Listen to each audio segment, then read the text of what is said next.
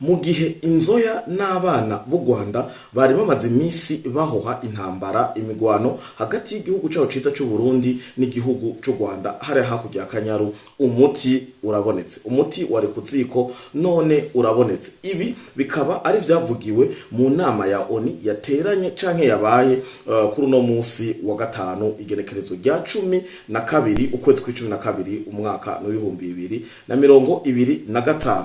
Bimeze gute? Aha ni mu gihe userukira igihugu cyaho cita cy'u Burundi mu nama ya ONU, Ambassadeur Zephirin Maniratanga yavuze atakurya umunwa ko igihugu cy'u Rwanda nicabandanya gisotora igihugu cy'u Burundi intambara atawuzoba akihagarika. Aha akaba yivuze imbere y'amakungu kandi akaba yivuze mu nama ya ONU aho ibihugu byinshi mw'isi babiserukiwe, hakaba mu buryo bwiwe hari hicaye umuserukizi w'igihugu cy'u Rwanda muri ako kanama ka ONU. Zephirin asa n'uwariko araha gasopo igihugu cy'u Rwanda, akaba yafashe nk'ivyabona abarongozi baserukiye akanama ka ONU n'ibihugu bigenda bitandukanye harimo za RDC n'ibindi bihugu byinshi, nakaye kwamba niho yarari avuga ati igihugu cy'u Rwanda nicabandanya gisotora bigaragara ku mugaragaro igihugu cy'u Burundi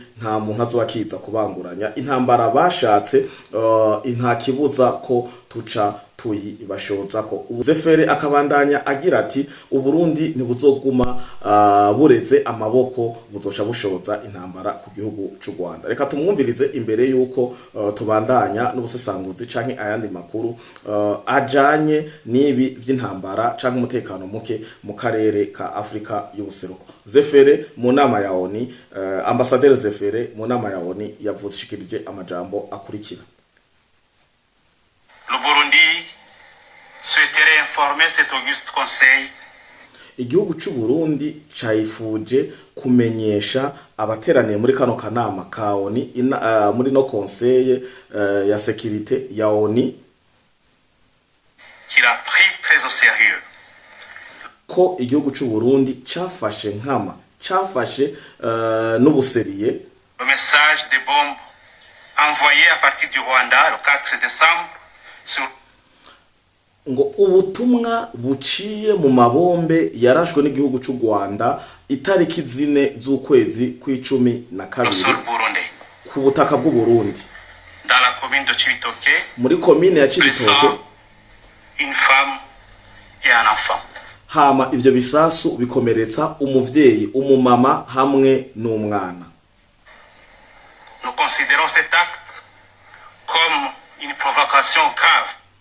Dufata ico gikorwa c'ubugizi bwa nabi kuko urinze utera igisasu kiva mu gihugu cawe ukirasa mu kindi gihugu, ni gikorwa c'ubugizi bwa nabi kuko ni kurasa igisasu kiri aveugle c'igihumyi utabuzi aho kirashe, ariko ubu kirasanye inzigo kuko ubu swate urashe wice canke wonone. Avuga ati iki gisa dufata ico gikorwa ko ari gikorwa c'ubusotoranyi bukabije et une manifestation d'une attitude belliqueuse. Kandi iki kikongera kigaragaza ubube gito canke ukwigenza nabi kw'igihugu cy'u Rwanda, imico, ingeso, ubusotoranyi n'ibindi byinshi byo kudashaka kubana n'ibindi bihugu bihanye urubibe. Ibi navyo akaba atari agaseseshwa rumuri, bikaba byarashikirijwe na James Kabarebe aho yavuga ariko ariganira abadiplomate eka abayobozi b'u Rwanda, ugwaruka, inkumi, imisore n'abandi benshi bagenda batandukanye bahurikiye muri ico gihugu cy'u Rwanda, aho yakarababwira ati u Rwanda twe twaramenje, u Rwanda ntaho kiduhanigwere kubera ingeso yacu. Ingeso ya mbere nuko Uganda kwa Museveni hariya hakurya twabavyonze baratwugarira imbibe tubanye nabi. Ica kabiri nuko Kenya twabavyonze batwugarira imbibe tubanye nabi. Ica gatatu nuko Tanzania twabavyonze batwugarira imbibe tubana nabi. Ica kane nuko Uburundi twabuvyonze batwugarira imbibe tubanye nabi.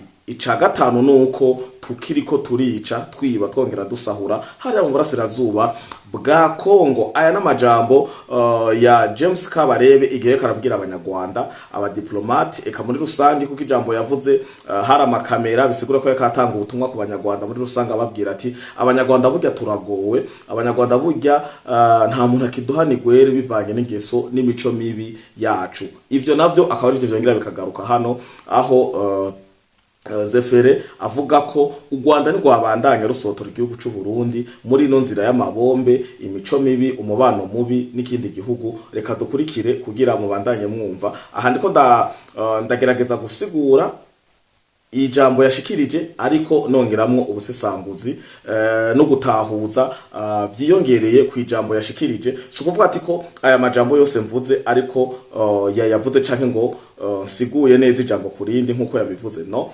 aravuga ariko twaca tubishushanya twongera tubiha n'ikindi gikorwa cyo bacararanguwe n'u Rwanda canke kiriko kirategurwa n'u Rwanda hariya hakurya ya Kanyaru. Que nous condamnons fermement. Je tiens à être clair. Hano Zefere, ambasaderi Zefere avuga ati ndatanze umuco, ndavuze bivuye ku mutima, ndashatse ndababwije ukuri. Je tiens, la retenue a des limites. Si ndababwiza ukuri, ukwihangana gufise aho kugeza. La retenue a des limites. Niko userukira Uburundi muri ONU Zefere, ambassadeur Zefere Maniratanga yavuze imbere y'amakungu ati ukwihangana, mumenye ko ukwihangana gufise aho kugeza. Acavuga ati si ces attaques irresponsables devaient se poursuivre, nimba ivyo bitero bikomeje canke n'ivyabandanya, il deviendrait extrêmement difficile d'éviter une escalade directe entre nos deux pays. Ibi bikorwa vy'ubugome, ubwicanyi n'ibindi vyinshi n'ivyabandanya ngo ntibizoba bigikunda. Il deviendrait difficile, très même, ntibizoba bigikunda ko hagira umuntu aza kuzibira escalade. Umva ibizoba vyabaye mbari intambara, ikizokurikira ari gukozanya ko nta muntu numwe azoba gishobora kuza kuzibira ikizoba kigiye kuba hagati y'ibihugu vyacu bibiri. Aha ariko aravuga hagati y'igihugu cy'u Burundi n'igihugu cy'u Rwanda. Le Burundi ne pourra pas tolérer des violations répétées. Igihugu cy'u Burundi nikizigera cihanganira ubusotoranyi canke violation mu kirundi kinyaruka simbona, ariko murumva ko yavuze ati Uburundi ntibuzigera bwihanganira ubushotoranyi bwisubiriza, ntibuzigera bwihanganira namba de son intégrité territoriale et se réserve le droit de faire usage du pays. Le Burundi ne pourra pas tolérer des violations répétées de son intégrité territoriale. Uburundi narisubije inyuma gato kugira mu twumve dufashanye gutahura cyo dutahure kumwe. Uburundi ntibuzigera bwemera des violations territoriales, bisigura ko kira gihugu cyose gifise amalimite, kira gihugu cyose gifise imbibe. Rero umaze gukura igisasu mu gihugu cy'u Rwanda ukakirasa mu gihugu cy'u Burundi mutari mu ntambara, ni violation territoriale. Uburi kurasa n'ubushotoranye mu ncamake, uba warengereye urubibe rwawe. Nimba ari bisasu muri ko muriga, ari bigwanisho mwaguze bushasha, rondera ahantu mu bibira ramurendera mu ishamba hatagira abantu, mu vyigireyo murase bigwa mu gihugu cy'u Rwanda, kuko nimwakirasa kikaja mu Burundi ni violation territoriale, kikaja muri Congo violation territoriale, kikaja muri Kenya, Uganda, Tanzania n'ahandi byose bifatwa co kimwe. Rero Burundi ntibuzigera bwihanganira izo ngeso mwene izo ariko aravuga. Et se réserve le droit de faire usage de la légitime défense conformément à l'article 51 de la Charte des Nations Unies. Avuze ati igihugu c'u Burundi kirafise uburenganzira, gifise uburenganzira bwo kwigwanaho canke kwigwanaho nyene canke kugwanya uwo muntu canke ico gikorwa kizoba cabaye yisunze itegeko rya 51 mu mategeko ya ONU, mu mategeko ya ONU. Urumva muri amategeko nyene la Charte des Nations Unies haba harimo ibinyene vya violation territoriale, haba harimo ibinyene abanyarwanda bakunda kuvuga ngo busugire, haba harimo ibintu vya souveraineté, kwikukira, uburimbi, mvuza uburimbi abanyarwanda bayibaza karimva, akarimbi ni boundary, ni limit, ni frontière. Urumva abareka ahavuza ati Uburundi buzoba bufise uburenganzira n'ivyabandanya biba bwo kwigwanaho, bwo kugira legitime defense, bwo kugwanya uwari we wese canke ico gitero canke igikorwa cyaco cose c'ububisha kizoba gikozwe ku gihugu c'u Burundi cisunze itegeko. Yavuze ngo yisunze igikenya niki, Burundi buzoba bwisunze itegeko rya 51 muri aya mategeko yavuze ya ONU. Le Burundi reste un partenaire fiable pour la paix et la sécurité régionale. Ngo Uburundi bwamye kandi buracari umufatanya kumbure bikorwa partenaire fiable kubwo kugarukana canke kuzigama amahoro yo mu karere. Bisigura ko Uburundi ntibwigera busotora, ibi twamatwaye babwiye, Uburundi ntibwigera busotora n'umunsi numwe, ahubwo burasotorwa, kandi bumaze gusotorwa muca mumenya igihugu c'u Burundi n'abarundi ukungene biba biri. Si vya bindi muri ko muraririmba ngo Uburundi ngo bwasohowe hanaha no, Uburundi bufise imbibe. Ahejeje kubasigurira ko nimwabandanya mukora ibikorwa vyo gusotorana, ibikorwa birengera agataka kanyu bikaza mu gataka ku Burundi, Uburundi buzobibasubiza canke nta muntu numwe azobakiza hagati y'u Burundi n'u Rwanda ngo bangwe kuko muzoba bwarenze inkombe, tuzoca dukoza nyako. S'il a pu défendre les populations civiles avec hauteur dans toutes les missions où il a été déployé, le Burundi ne peut pas croiser ses bras face aux provocations et à la violation de son intégrité territoriale. Nimba igihugu c'u Burundi, niko abandanya avuga, nimba igihugu c'u Burundi carashoboye gukingira abene gihugu bibindi bihugu, aho ico gihugu carungitswe mu vyo kugarukana amahoro, murasi twagiye henshi Darfur, twagiye za Somalia, twagiye Centrafrique, twagiye ahantu henshi agenda hatandukanye, kugarukana amahoro, kugwanira iteka nitekane, gukingira abene gihugu muri ivyo bihugu Burundi bwari bwatumweko n'amakungu. Rero ngo nimba Burundi bwarashoboye kuba bwokora ico gikorwa bugikorera ibindi bihugu, ntibuzonanirwa canke ntibunaniwe no kugwanira abene b'igihugu, abarundi muri rusangi, kandi niteka nitekane ry'ubusugire bw'igihugu cacu ciza c'u Burundi. Il ne peut pas croiser ses bras face aux attaques contre la population, sa population, et nous ne pouvons pas croiser nos bras face aux atteintes portées à la stabilité de nos frontières. Ngo igihugu c'u Burundi nikizegera kirera amaboko kubijanye n'umutekano w'abene gihugu b'igihugu canke ikijanye n'umutekano canke ubusotoranyi ngana mbibe z'igihugu ariho frontiere mwumvise yavuze mu gihugu mu Kirundi frontiere n'urubibe, ariko mwe tuvuze urubibe ngira muca muvyumva, ariko akarimbi kumbure niho mwumva ikindi kintu. Aha yavuze ati Uburundi ntibuzigera burera amaboko namba, ni muvyumve bijya vyumviro musanzwe mufise ngo urumva ngo kuna kuriya.